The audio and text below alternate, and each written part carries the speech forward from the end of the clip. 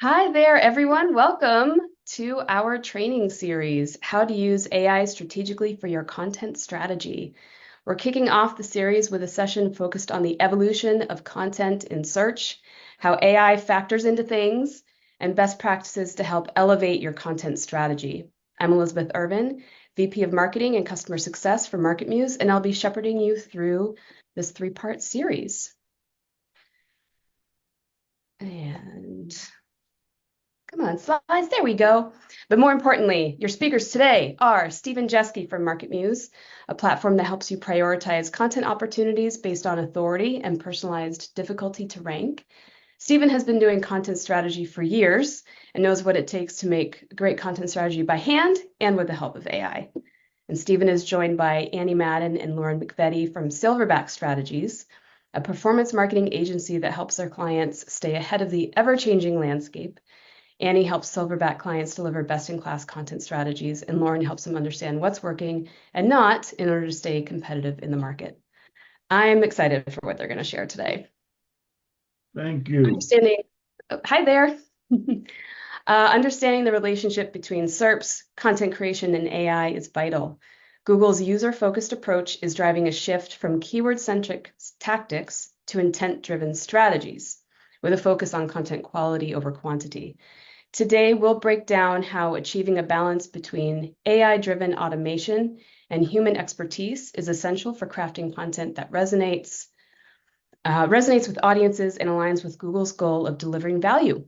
We'll also see AI in action with a few hands-on examples.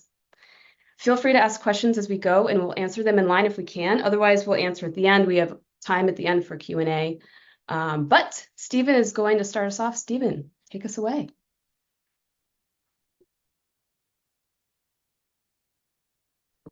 All right, so let's start looking at the state of the SERPs, really what they used to be about. Because, if we look back a long time ago, as in, pre-2019, we're typically looking at a search engine that operated on strings, not things, right? It was all about keywords and about links as well.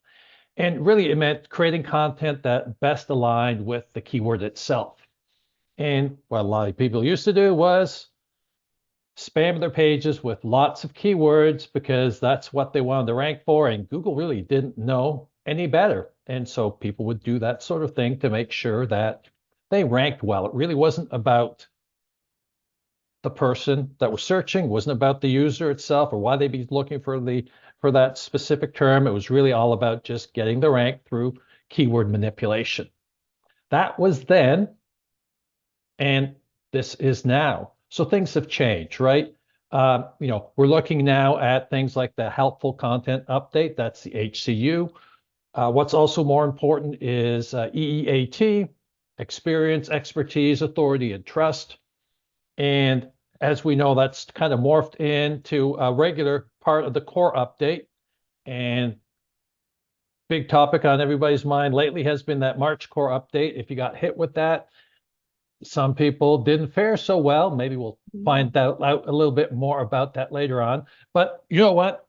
Let's talk about what's happening right now. And I put together another slide for you so that you can see what I'm going to be talking more about. And it really means is that with that core update that happened, we really, if we hadn't been doing this in the past, we really have to focus on concepts, semantics, creating content that best aligns with the intent of the query, and really focusing on those sorts of issues. Because what happened was this, with that update, it really targeted sites with poor content quality. It penalized those that prioritize quantity over quality. And sites that were lacking in authority on specific topics, what they saw was really a decline in search traffic, a decline in search rankings, and those really spammy sites that were just pushing out AI content without any human intervention, a lot of those got de-indexed, and now they're not seeing any traffic whatsoever. So that's the environment that we're in now.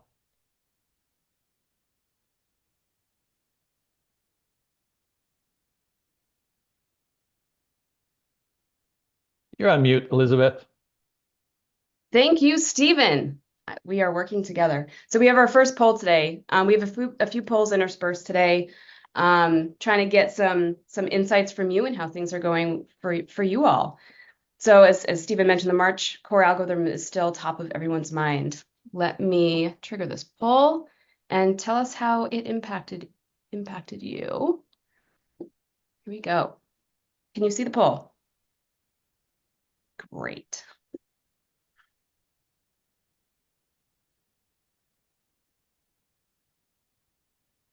Okay, we're getting responses.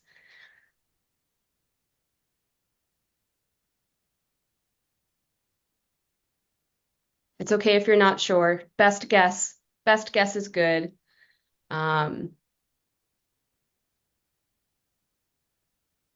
Stephen, are you able to That's see? looking good. Yes. I'm just cringing here. I'm hoping not too many people saw significant losses. I've seen one person has reported that. That's very unfortunate. A lot of people just haven't really, well, look, if you haven't compared your performance to the update specifically, it's probably because you haven't noticed anything significant happening, which is actually a good thing.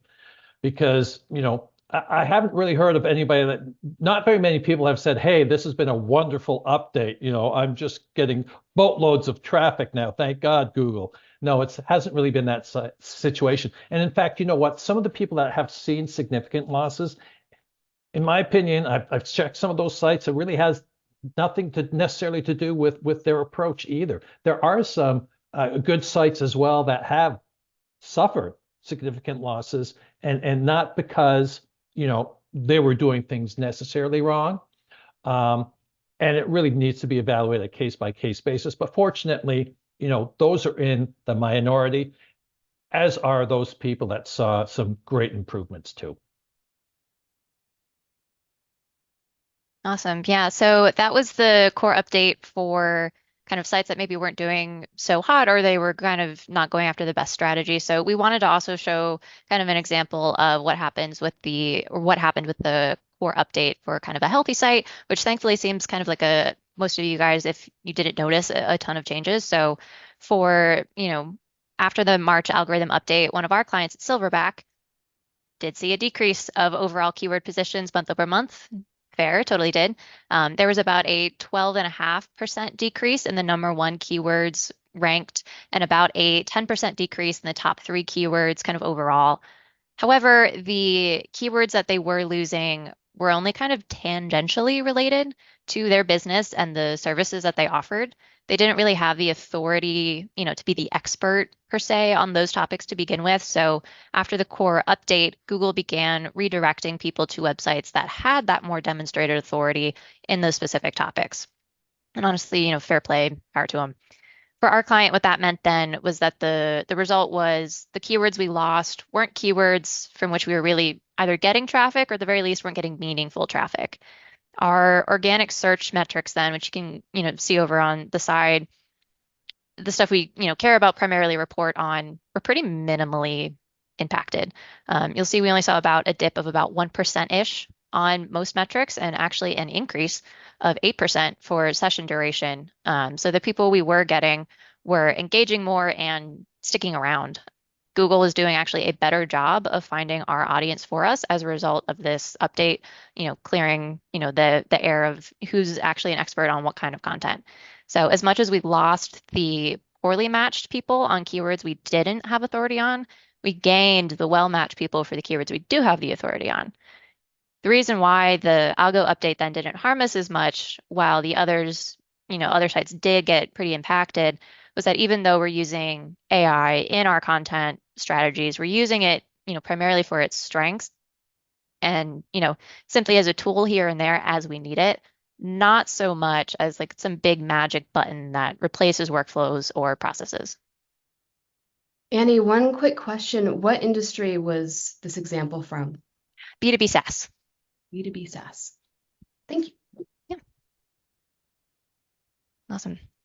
So then taking a step back to kind of just understand like how we were able to get to that point, with our client. Back in the day, yes, content strategy was kind of a numbers game, like Stephen was alluding to a little bit, that relied on finding these holy grail keywords, keywords with high search volume and low keyword difficulty, that you then, made as much content for as possible, as quickly as possible. Once AI programs, writer programs in particular, got popular, it seemed like the strategy was going to be made, even easier. The as much content as possible, just like went sky high because AI could take most of that lift off your plate. Like the process seemingly of creating content seemed like it was so easy. Unfortunately, a lot of people got caught up in that kind of as much as fast as possible aspect of, all these writer programs and started to leave out the steps that fueled good content strategies to begin with. And so they were falling into that trap of using AI kind of only as a last step in the content process, using it for production rather than like throughout the whole steps of the content process. So even with the advances in AI, we're still doing and still definitely recommending following the same steps pretty much, the same processes to build out content strategies. We're just using AI at strategically placed points, to help speed up things here and there a little bit, find some extra insight, on this or that, rather than kind of wholly relying on it. What you're looking at here then is kind of roughly the places that we, follow when we're building strategies for our clients. And I believe, Elizabeth, if you go to the next slide, we have some fun animations, or they all pop in. So you'll notice here then that, we have AI placed around our general process for content strategy planning. Some steps have AI factored in, some don't. We've done a decent amount of testing and experimenting to try and find, what works for our particular workflows and, what doesn't, what works for our team, for our clients, kind of how does it actually mesh with us, like in reality, not even just kind of in theory. So we won't force it in when we don't think we can find a way to, actually play to AI strengths, like how it works and really get benefit from it. So we kind of take it as we see fit, in smaller doses even. And sometimes when we're using AI in a step, it's not necessarily what I personally would call fancy. It could be as simple as, uploading a list of keywords and asking them to be sorted by theme. That helps us identify gaps so that we don't have to do that then manually when doing something like a competitor analysis. So, at the end of the day, it really comes down to understanding that, AI is a tool that fits within your existing content strategy process.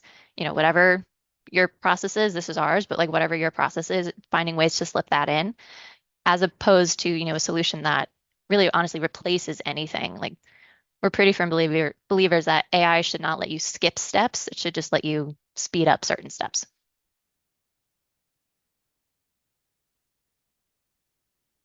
Okay, our second poll question. Now, little Zoom snafu on my end, or learning, I should say. It launched all the poll questions at once. So I kept it open. If you have not done the poll yet and it's still there, please answer. But it looks like, Annie, it's kind of split half and half between doing a little bit more than we've done a little bit more than experimentation with the basics of ChatGPT and similar tools. So like a little bit more than the super basics, and then we use AI for research and for things like outlines and first drafts. So it's kind of split 50-50 between those two. Yeah, no, that's so interesting because I know when like ChatGPT in particular, the big one, it was first getting popular, my general first reaction, I think a lot of people's first reaction was kind of just like, what do you even do? It's like staring at a blank page, like at the blinking cursor. There's so many different things you could do with it. It's incredibly overwhelming. So, part of the goal of today a little bit is to help give you guys some different ideas on how you can take some next steps. And, one of the big things that hopefully we'll leave you with is, the idea of evaluating your current processes, your current workflows, your different team strengths and things of that nature, and trying to find ways to slip AI in at like that level, like rather than starting with a tool and then seeing how you can apply it, starting with, what you currently are working with and kind of working backwards, it's a great kind of organic way to start finding even little things here and there that you can kind of sprinkle in. So hopefully over the course of this webinar and the subsequent two, can get you guys a little, further down the list there on different things you can do with AI. I love the analogy of it being like getting a box of Lego without any instructions. So you're just Yep. kind of playing around and seeing what you can put together. And I watch my two toddlers, their first instinct is just stack as high as possible. And knowing what we know as adults, it's very, very linear and kind of direct way of thinking about it. And then I'm so excited for like imagining all that they'll be able to do when they start seeing more instruction manuals, but like expanding beyond that initial instinct. So I feel like it's such a good analogy and makes a lot of sense. And I do see a question about tools for audits, and we will get there. There is actually an example we'll cover a little bit later that will talk about that. All right. Yeah, no, we certainly cannot all build the Millennium Falcon and Lego off the first try with Lego blocks. Not going to happen. Awesome. Yeah. So wanted to, before we get into kind of the more specifics about ways to actually apply AI, just to reinforce by just how much, we kind of take this seriously, wanted to, take a second to talk about some of the ways that it can go terribly bad if you are not giving the proper care, giving the proper attention to it, if you're not really understanding the cracks of AI or really what it's good for, like the different ways that you can use it. Wanting to, make sure that if you're using AI poorly, some of the things that can go wrong. So here are a couple of just notable instances of people or organizations that didn't maybe use AI the best and at best got in a touch of hot water. So a lawyer used ChatGPT in court. I think this one definitely made the rounds whenever it happened a couple months ago. Cited fake cases. They are now facing sanctions. A newspaper was using AI to mass create content around high school games, doing things like literally writing winning team mascot defeats losing team mascot. Very repetitive stories, didn't even have like key details about the game, so it just wasn't a good report of the game if that's what you were looking for. At best, that's a little embarrassing for them. And then even Microsoft is being accused of damaging the Guardian's reputation when they used AI to run an article about the death of a woman in Sydney, when their AI that wrote the article added a guess the cause of death poll at the end. So, AI can be super helpful, but my God, you really have to be careful with it and do your double checking, fact checking. Yes, it saves you time, but you cannot eliminate review or, all these extra things that you're doing. You need that human expertise to lay the foundation, reinforce the walls, touch up the paint. Otherwise, the house very well may collapse. So those were pretty extreme examples, but the way those poor folks, got there stems from some of the common misconceptions about AI's capabilities, that exist out there in the world. I'm sure people we just talked about did not set out to create content that had factual errors, that was repetitive, poor quality, and basically just the kind of content that things like the March algorithm update specifically is trying to get rid of. Because of the lack of that involvement, though, that was kind of the result. Those people fundamentally misunderstood how, like, the value of AI and where can it really plug in, and so they were kind of punished for it as a result. If you use AI then kind of as advertised, what we're kind of calling here like the obvious approach, as a solution rather than a tool, the odds are you're going to see probably only short-term games. You're going to get probably unoriginal content. Large language models quite literally cannot be original. It's how they're designed. It's just the next most likely word. That's how they're built. It's just an amalgamation of what's on the internet. You'll have plagiarized content, as a result. You're at much higher risk for that. You'll be straddled with content that's, biased based on how the algorithm is built. And because, you'll likely always be getting dinged by future updates, given how much of, a priority getting helpful content is for Google, you'll always be needing to make more content that only lives for a short time. So then you get in this kind of hamster wheel rat race of kind of always needing to produce a considerable amount. Whereas if you're using AI a little bit more strategically, if you analyze your current workflows and slip in AI here and there, as it's actually beneficial, the more likely you're going to see sustainable long-term growth. You'll be seen as an authority both by users and algorithms because your content is truly genuinely helpful. Your content will align with your business goals since you're embedding your strategy with all those key inputs we outlined earlier with like the content strategy process. Like that's still a part of it all the way through. And then kind of almost as an added bonus, you probably won't fear algorithm updates maybe quite as much. They're still a little dramatic when they happen, but they won't be quite so fear-inducing because if you're always, staying aligned with Google's main goal, which is, to get helpful content in front of people as efficiently as possible, if you always have helpful content, how Google kind of chooses to go about serving that content won't be as big of a stressor to you. Yeah, just to kind of reiterate what Annie was just saying, the key really from our perspective in terms of long-term success of a content program is really being able to pivot and adapt and navigate these changes that we know are just going to keep coming without that fear. And that really boils down to having a strong understanding of the why behind Google's decisions when they make these algorithm updates. And especially with this most recent core update and some of the more recent updates that Stephen alluded to earlier, what we've seen over time really just reiterates what Annie was just saying, that Google's primary focus now and moving forward is really to deliver the most comprehensive, relevant information to users. And so understanding how audiences' search intent, the way they consume content is changing over time, Google is going to continue to adapt to keep pace with that change to reflect the needs of the consumers and the users. And so really that has to be a focus for marketers as well. But the way that we do that and we keep pace in a sustainable way really depends on our ability to strike the right balance between that human element and automation.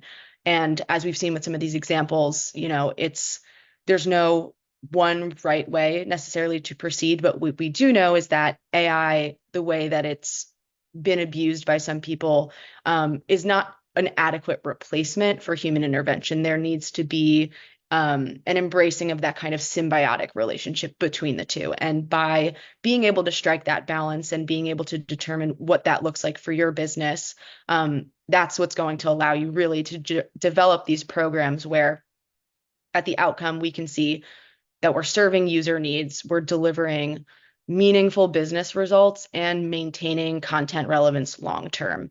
And when we are able to do that, navigating those changes isn't as fear-inducing as Annie had mentioned. And so how in practice are we then able to kind of strike that balance?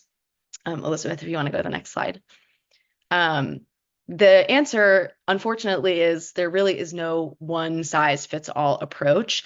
How we're able to use AI for its strengths to enhance our content program really is going to be dependent on your specific team makeup, your skill set, your particular line of business, goals that you're trying to accomplish with your content program. And so through that kind of evaluation process, you're able to identify specifically where you need support, where you may be short for time or resources.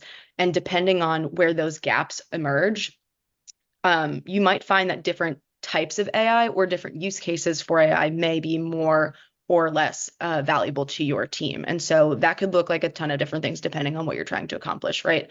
As Annie had mentioned a little while ago, if you are looking to streamline like a data analysis process to be able to conduct a competitor analysis or competitor research, and you only have one in-house person who's capable of owning that task, utilizing the right type of an automation tool to scrape content, to organize it, to filter it for you, to really establish a starting point for you to begin then your manual review, saves a ton of time and effort that then you can be repurposing and putting into more strategic work.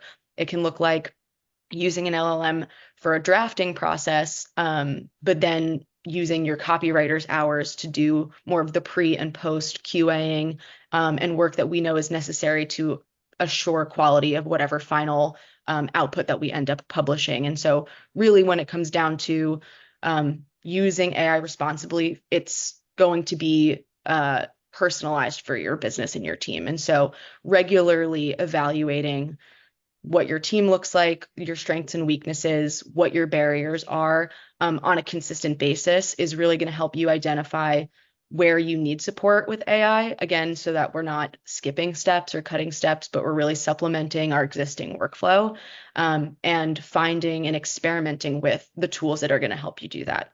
Because that's another thing too. I think there are a handful of programs that we think of right off the top of our heads. ChatGPT is a huge one for me, but that's only one specific type of AI. And even within that, that's, an LLM. There are other types of automation tools and solutions that can plug in all throughout your content process. And so you really need to experiment with what's going to work best for your business and your workflow. And so we've prepared some more detailed specific examples just so that you all can see how we've been using AI in practice and kind of what the output of that has been. Yeah, so the first one that we have here is one that I found incredibly useful and just personally helpful. Somewhat recently, we were, we were trying to create meta descriptions for one of our clients, and I ran into about 200-300 pages that needed updated meta descriptions and needed some help to expedite that. And I relied on ChatGPT to help me write some regex for that metadata.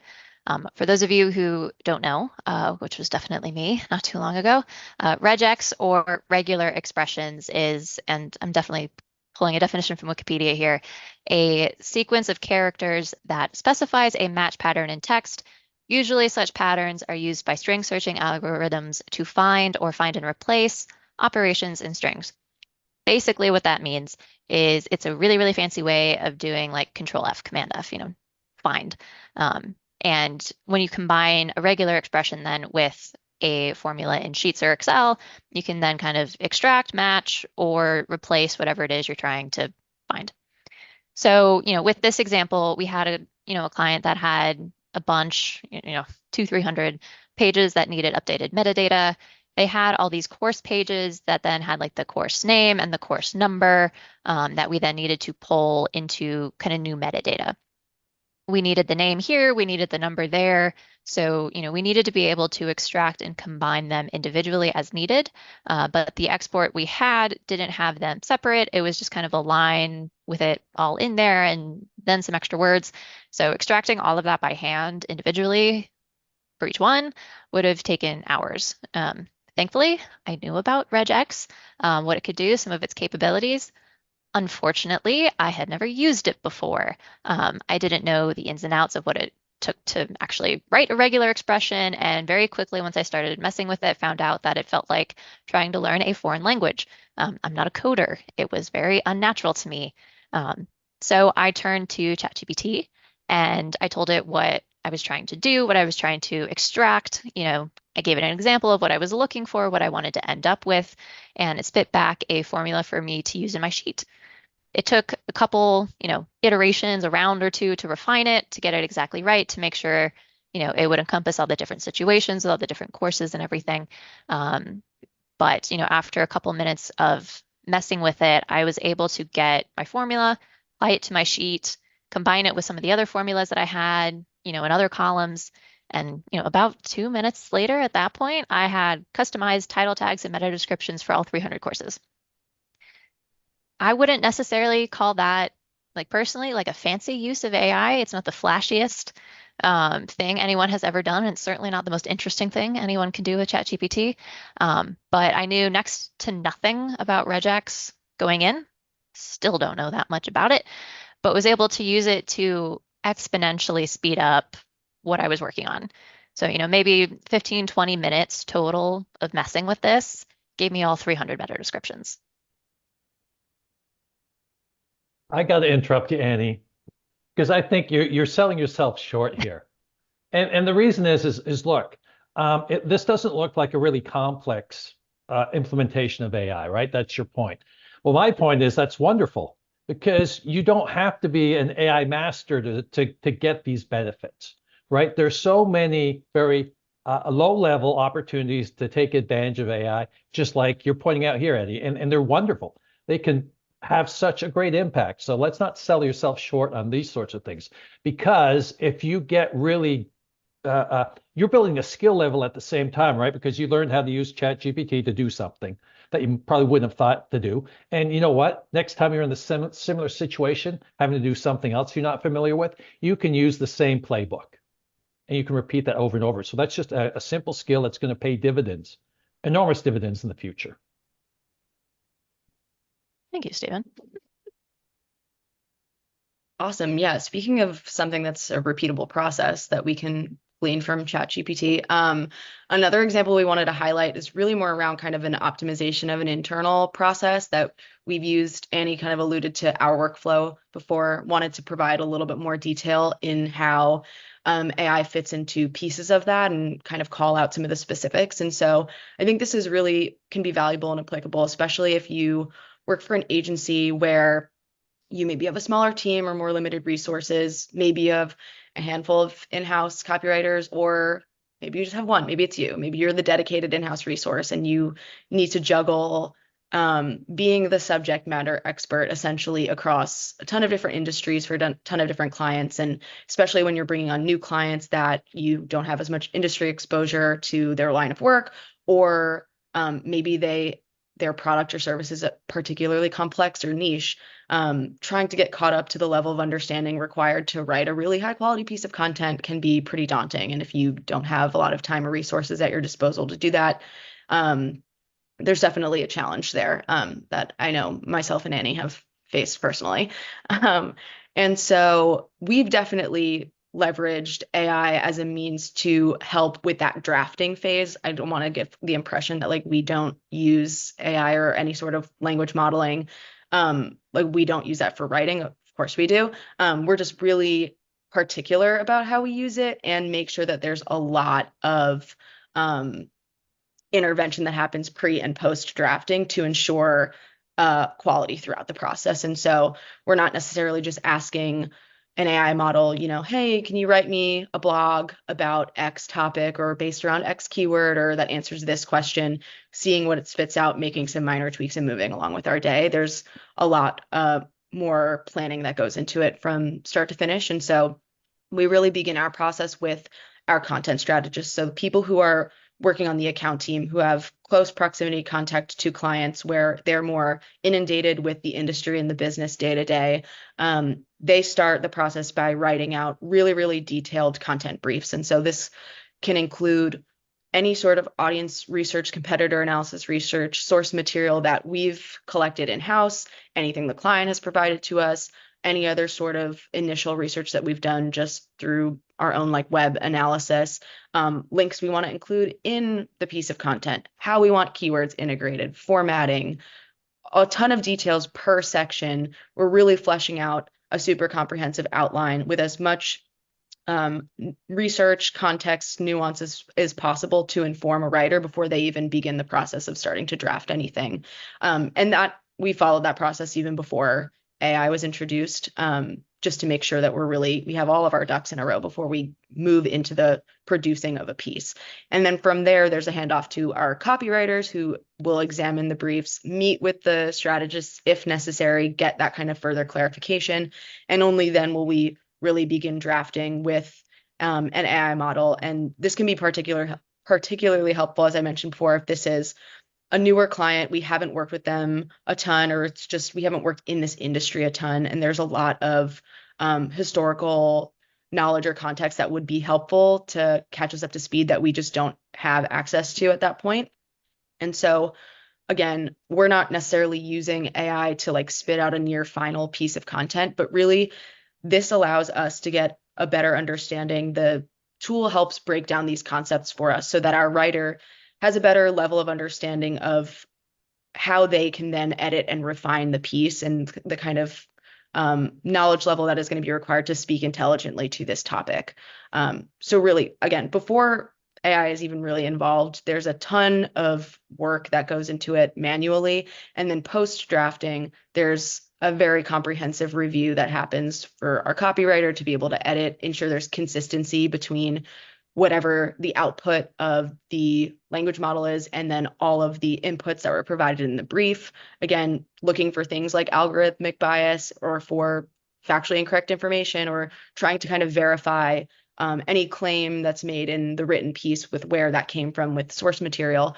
All of that also comes from a very comprehensive testing process that we've done around our prompts, which is what you can see scrolling on the screen, is just one template of a series of prompts that we've worked really hard to refine over time to ensure that the output of the AI model is closer to where we want a final product to be, although there's, again, still so much editing that needs to be done afterwards. And then the kind of final component is we really close the loop and we bring our piece back to the strategist who wrote the brief, because again, they have the closest contact with the client. They're in that industry with them every day and are able to provide a different set of eyes, a different perspective and context that maybe we are missing, or that the model would be missing from not having that kind of lived experience of talking to people who work in that field every single day. So all that to say, ton of manual work is still required even when we do use AI in our process.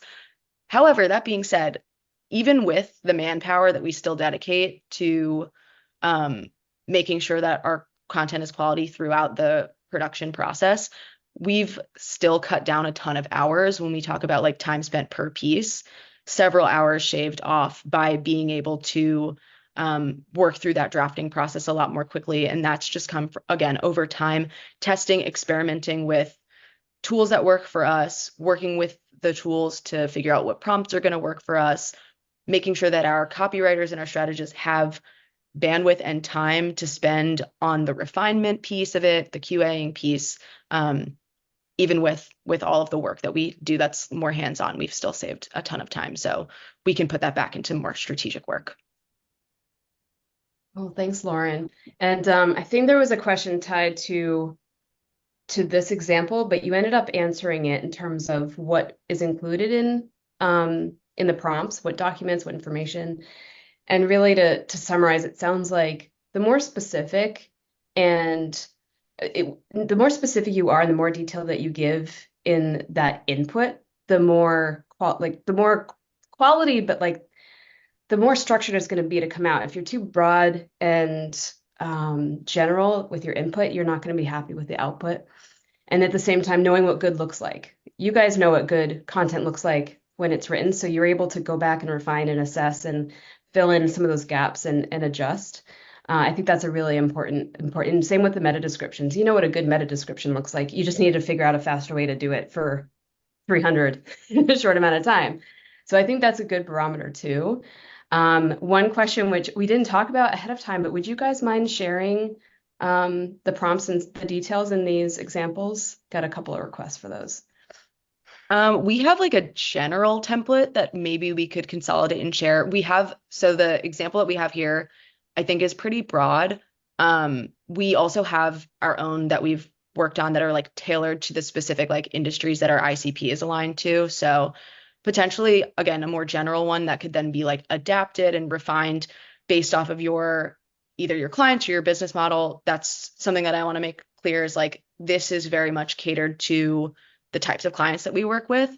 And so something that I really encourage in, again, figuring out part of that experimentation, figuring out what tools work for you, is figuring out what works for your business, because certain tools are going to be better suited to fit certain gaps. And even just from like a business goal, like what are you trying to achieve with a piece of content or content program, the way that you interact with these models and the models that you choose to interact with are better suited to meet certain needs. So yeah, I mean, we could probably share something that's a little bit more general, but in terms of it being the most helpful to your business, I would encourage you to experiment and refine.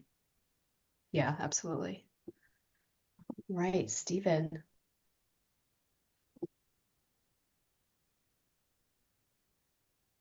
There you go. I did the classic. Uh-huh.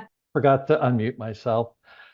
Yes, so This is interesting too, Elizabeth. We got a great question that came in about explaining the difference between AI generating response and a question versus AI understanding a query. I know we're planning to leave all these QA questions until the end, but this actually relates really well to what I'm going to be talking about very briefly here.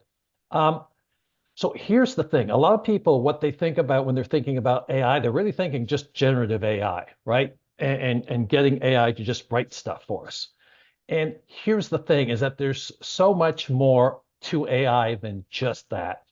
And really getting to this here is that the difference between AI generating response to a question, and by the way, that response is based on the question, and it is just a simple case of probabilities. That question gives us a string of text, right?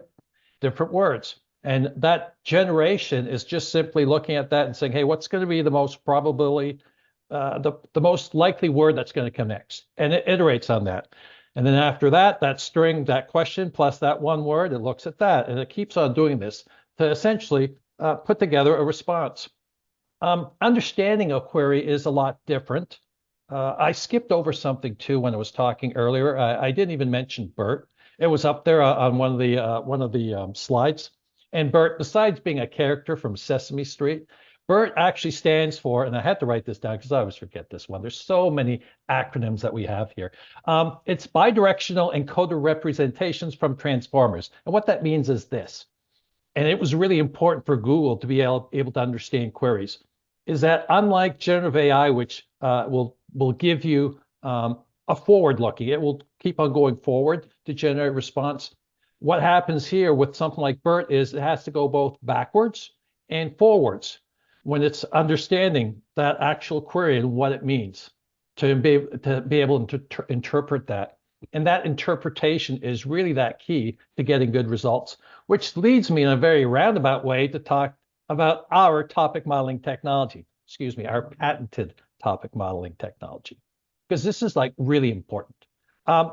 So if you want to write about something, typically what people do, especially when they're not really comfortable with that material, is they're going to go and they're going to look at the, maybe the top 3-4 results in Google, because how many pages of content can you read, right? Realistically. Now, an expert doesn't have to do that because they've read hundreds, maybe even thousands of pieces of content to become an expert. But this is a great case for AI. By the way, at MarketMuse, we've been doing AI long before it became sexy, right? Our topic modeling technology goes back, 10 years, I'd say, Elizabeth, at least 10 years. And so what we actually do is like we literally go out and you give us a topic and we go out, not we figuratively, our platform goes out and it will analyze hundreds of pages of content to understand what it is that they're talking about. And these are advanced mathematical computations. If you talk to our engineers, that's the way they'd be talking about it. Marketing speak, it's AI, right? That's what we call it. We call it AI that's doing all this stuff, because what we're not doing is, we're not looking at keywords. We're not doing these simple string matches to find out how often you're using a specific term. We're actually creating topic models that are actually taking a semantic approach where we're looking for those meanings behind the different concepts. And that's how come you can come up with this topic model. In our case, we'll come up with 50 concepts that are related to a specific topic. And they don't necessarily even have to have the, that topic doesn't have to be contained within those different concepts. So for example, if you were doing something like writing about gardening, like maybe growing tomatoes, it's snowing here where I live, and eventually I'm going to get my tomatoes planted out. So maybe that's why that's top of mind. Well, things that you'd be talking about growing tomatoes would be stuff like, soil conditions, composting, dealing with, diseases and bugs, lighting conditions, those sorts of things. They won't necessarily have tomato in them, right, in the actual concept, but they're all things that have meaning. They're all related to this whole thing about growing tomatoes. And if you're going to be recognized as an expert on growing tomatoes, you have to do more than just talk about the best seeds for growing cherry tomatoes, right? Or the best tools for growing tomatoes. And by the way, that sort of comparison content, that's what a lot of those AI sites were producing, right? Always looking for that middle funnel traffic. And those are the ones that got slammed because that's all they talked about, right? A very, very simple approach. And so you have to have a lot larger, a lot wider approach when you're talking about a specific topic. And I'm not just talking about at the page level, I'm talking about like site-wide, right? So it's just not enough to talk about soil conditions or composting in your one article on growing tomato plants. You're going to have to talk about different aspects of composting, for example, in different articles across your site. That's how you become an authority on that subject. And we actually are able to measure that topic authority. And we do that by analyzing your site and seeing, well, okay, if Stephen's writing about growing tomatoes, how much has he been talking about composting or, the different types of diseases or blossom end rot or calcium, using calcium as a soil supplement to avoid blossom end rot. So all those sorts of things factor in to determining whether or not you're a topic authority. And so we measure that actually. We'll look across your site for each one of your topics that you're ranking for example, because that's what most people care about. And we'll look and we'll see, have they covered that both from a breadth and a depth perspective? And how well actually are they covering them? And how well are they doing in search? How well have they done in the past? Are they doing better? And we'll look at other things as well. And so by assigning a number to that, and the way that we have it, you can actually have negative topic authority, by the way. So, probably a lot of those crappy sites that got the index from Google, they probably had negative topic authority, if we're really going to be frank about that. And you can, if you just do a terrible job at talking about something, you can end up having that. And in our case, we will assign a value anywhere from negative 100 to 100. And so your topic authority essentially is your competitive advantage. That's the simplest way to think about that. And all this sort of stuff isn't things that you could do on your own to determine that. Really, you would spend a whole year probably just going through trying to figure out a few of these metrics just for a fraction of your site, where quite literally, we do this every day, every month, all the time. And so this actually gives you an understanding of, how likely are you to succeed? Because if something is easy for you to do, because you've got high topic authority, the inverse is low difficulty. We call it personalized difficulty. But at the same time as well, when we've got that sort of thing in play and we understand how your site works and we understand that topic modeling is key, we can also apply that knowledge to other sites. And this kind of comes back to this thing. And I saw that some people have already filled this out.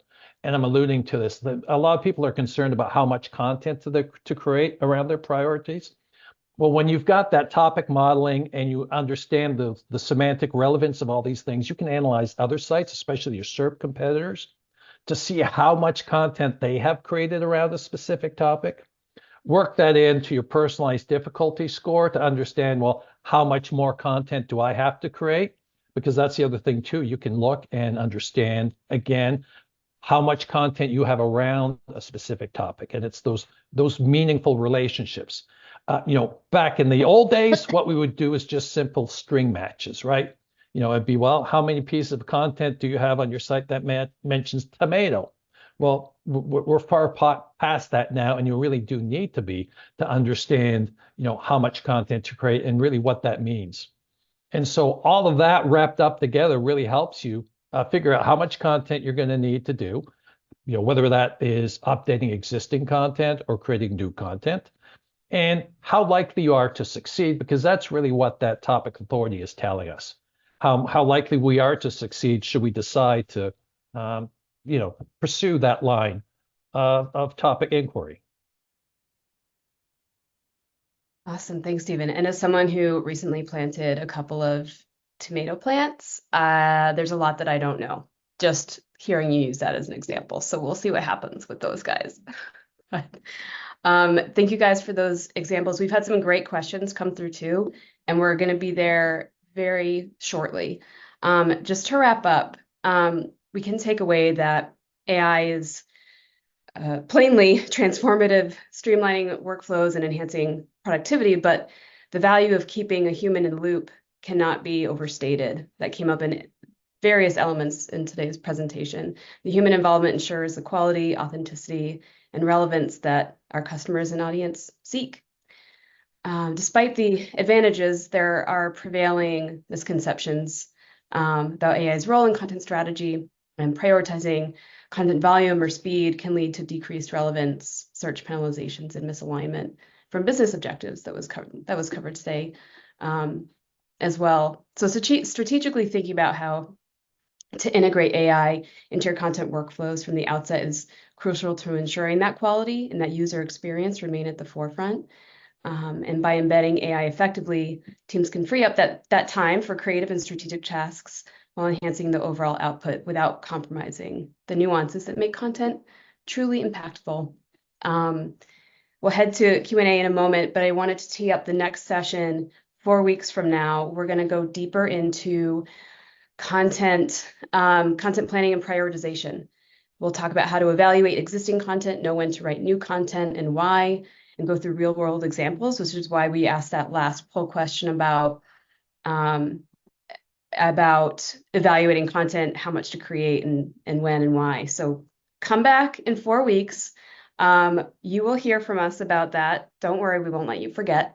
But I want to get to some of these really great questions. The first one is, how do you approach evaluating your team when deciding what AI to use? And we actually have a little handy checklist handout thing that we're going to send in the email following this that matches that. But do any of you want to pick that one up? Yeah, I think the first thing that I would say is it really starts, which the handout will walk you through this a little bit more in depth, but it really starts with just kind of understanding kind of what your current workflows are, like really like truly understanding the steps involved and kind of the inputs involved, and then kind of analyzing all that to say like where are the pain points the most, like where could you use the most help, whether it's like one person is forced to do all the copywriting, how do we help that person speed things up? Maybe that's the bottleneck. Maybe the bottleneck is more on the editing side, and maybe there's some ways that we can try and expedite that a little bit more. So I would focus your analysis on, where you would like to go faster, where the bottlenecks are, where you think, a product could be improved or like a workflow could be improved. Like, oh, it's fine now, but like, what if we had some extra insight at this stage? What could that final product be later? So just kind of laying everything out on the table and then just kind of starting in one place. And then once you have a good grip on that, move on to the next thing, like iterate, here and there too. And it's a never ending process too, as daunting as that sometimes is, but as we all know, AI tech just keeps going. So, there's new things all the time to consider integrating into your workflow too. And maybe it'll be worth updating, maybe it won't, but you won't know until you try. Right. Yeah. And starting with documentation to like understand that full process, which can benefit as people leave too, as there's changes on your team. When you have that documented and understand where AI was brought in and the time savings, it'll help you with that iteration that you mentioned as well. Stephen, Lauren, anything you want to add there?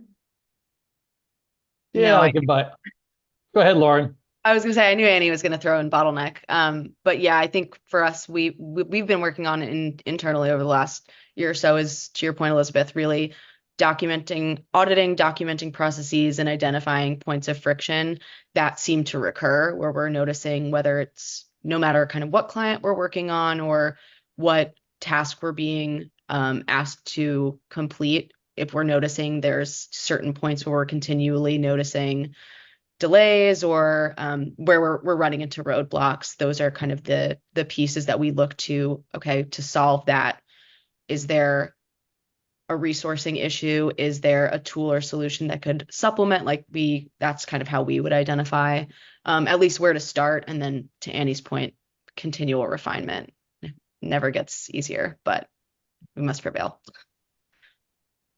Go ahead, Stephen. Yeah, my two Canadian cents here is that, the other thing too to keep in mind is that, and I'm going to use MarketMuse as an example. People have been using MarketMuse for years now. They've been using AI like forever. They don't have to know anything about AI to use the tool. So we always think about, well, when deciding what AI to use, well, a lot of these more and more software is just kind of being based on, the nuts and bolts behind the software. Again, comes back to those advanced mathematical computations that they're employing and machine learning. And all that is happening in the background. It doesn't really require someone to have experience in AI to actually use the tools. Yeah, absolutely. I had a thought and I lost it. I think that just like when you're bringing in software in general, thinking about what outcomes you're trying to reach and what goals you're trying to solve, what problems you're trying to solve.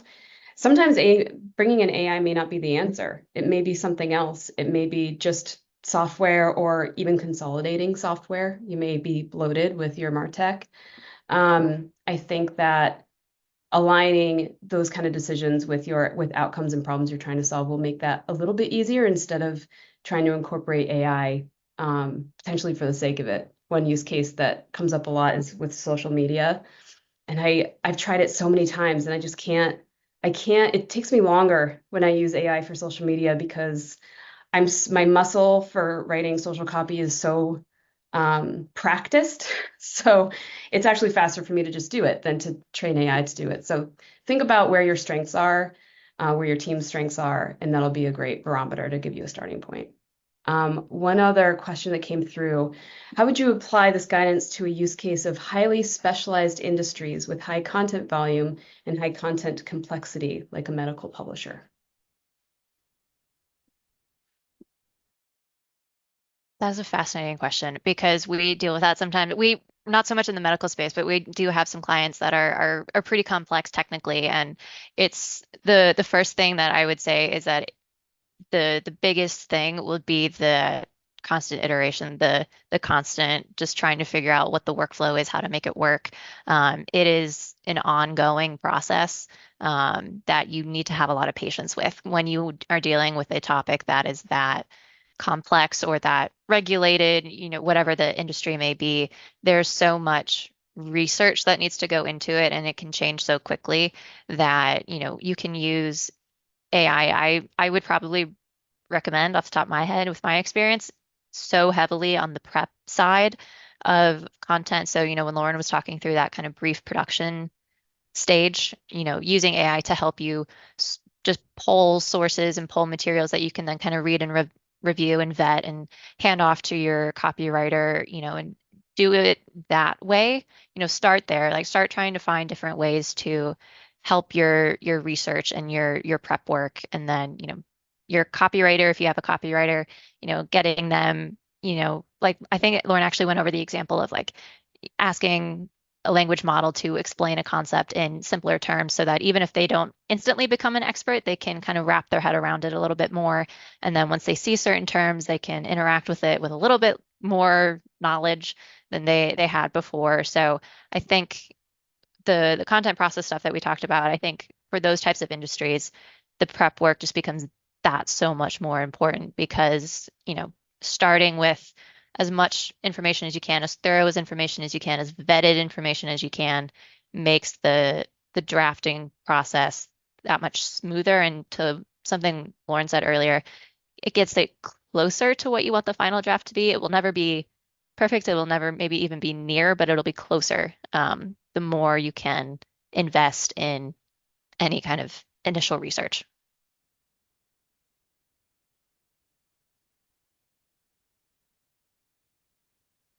Thanks, Annie. Any other thoughts, Stephen or Lauren? Annie said it all. Yeah, you know what? I do have one last thought too. I lied. The other thing to keep in mind is there is a lot of software in the works coming on the market too that is very focused on specific verticals as well, and also incorporating knowledge graphs, topic modeling with large language models, because the problem with large language models is that they don't know anything. We think they know stuff, but they don't, and they're very generalized. But once you combine that with things like topic models or knowledge graphs, then they can be very focused and actually have an understanding of a subject. And so when you start employing those types of applications in your process, I think we're going to see a lot more interesting results too. Awesome. All right, one final question, one sentence each. What are your thoughts about the ethics of AI? Lauren, you go first. Oh gosh. Like, yeah, I think, I mean, I go back to where we're seeing Google moving, which is really toward when we're looking at these algorithm updates and not just with Google's algorithm, but I think about like updates that are happening across digital, like with like privacy updates, things like that. There's so much more of a focus on protecting consumers and addressing their needs and kind of user-centric approaches to marketing. And I think that kind of good intention, if you're producing material for your consumers and for your audiences, and the focus is on trying to provide them with what's going to be most helpful, then I think the way that you utilize AI to get to that end goal is less, I don't know, like smarmy as opposed to just like spamming for short-term gains, like easy keyword rankings, trying to inflate your metrics. But we just see from like an industry perspective, marketing industry perspective, generally, there's so much more focus on the consumer experience and protecting the user and making sure that we're doing everything that we can to not manipulate the user. And so if you're following those guidelines and leveraging AI in responsible ways to help you achieve that goal, then I see that as a positive. Even Annie? That's too open-ended a question. We It could is. spend a whole hour talking about that and just barely scratch the surface. That's all I'm going to say. True. You want to close us Yeah. out with me? Yeah, I mean, I think Lauren said it well, and Stephen is absolutely correct as well. It's a very open-ended question, and like there's lots of different aspects of AI, and so like to Stephen's point, like there's not just generative AI, which is what a lot of people think of. There's much more kind of algorithmic AI. The software guys, the math geeks, they get very specific, and for us, it's just AI. So I think it does matter what you're referring to, and kind of how you're talking about it. Generally, I am very much kind of the mindset of like, if AI is being used to speed up process, not skip process, to enhance what we're working on, we're still going with that human-centric approach, to the idea Lauren was saying. If your goal is always putting humans first and respecting humans first, and, keeping that at like the forefront of how you want to operate, and you draw that line in the sand for yourself of like, this is how I want to operate, this is how I choose to operate. I could do other things and it would be legal, but it would make me feel funny. You just kind of set those rules for yourself and you kind of operate from there. Yeah, it's kind of the new golden rule, right? How do you want to be? How do you want to be treated Yeah. by? All right. Thanks everyone for attending and staying a couple minutes over. Don't hesitate to reach out and contact our amazing speakers, and we will see you in a few weeks. Thanks all.